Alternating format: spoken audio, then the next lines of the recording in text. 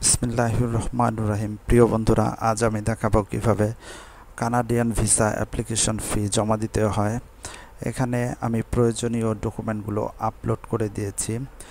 এখানে দেখুন, ভিজিটরদের জন্য visa fee 100 Canadian dollar, biometric fee 85 Canadian dollar, total 185 Canadian dollar.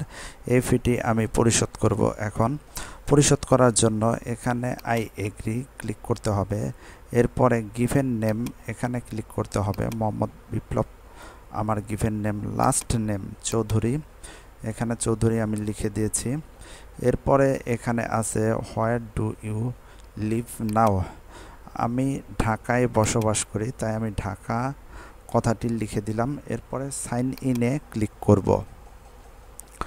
Sign ইনে ক্লিক করার পর এখানে এই পেজটি চলে এসেছে। এখানে দেখুন আমার আপলোডকৃত ফাইলগুলো এখানে দেখাচ্ছে। এরপরে পুনরায় সামারি অফ ফিস দেখাচ্ছে। ভিজিটরদের জন্য $100, বায়োমেট্রিক ফিস $85, টোটাল 185 কানাডিয়ান ডলার। এই পেজটি আসার পর আই এগ্রি এখানে সিলেক্ট করতে হবে। এরপরে ট্রান্সমিট অ্যান্ড পে বাটনটিতে ক্লিক করতে হবে। এখানে আমি নতুন একটি পৃষ্ঠায় এসেছি। এখানে লেখা summary of fees for MD Biplab Chowdhury. এখানে টোটাল ফিসটি পুনরায় দেখাইছে। এখানে $185 দেখানো হয়েছে। সর্বশেষে ট্রান্সমিট অ্যান্ড পে এই বাটনটিতে পুনরায় ক্লিক করতে হবে। এই বাটনটিতে ক্লিক করার পর নতুন একটি পেজ এখানে আসবে। দেখুন, পেজটি লোড নিচ্ছে।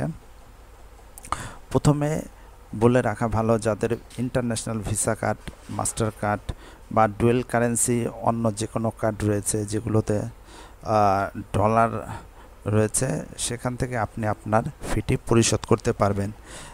আমার পেইনিয়র ইন্টারন্যাশনাল মাস্টার কার্ড রয়েছে, এই কার্ডটির মাধ্যমে আমি এখন পেমেন্টটি করে থাকব।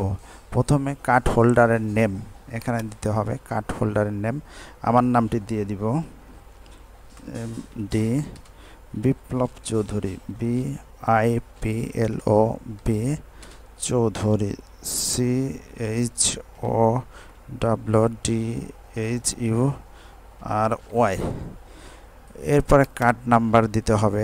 আমি আমার পেইনিয়র কার্ড নাম্বারটি দিয়ে দিচ্ছি, 52936347142619।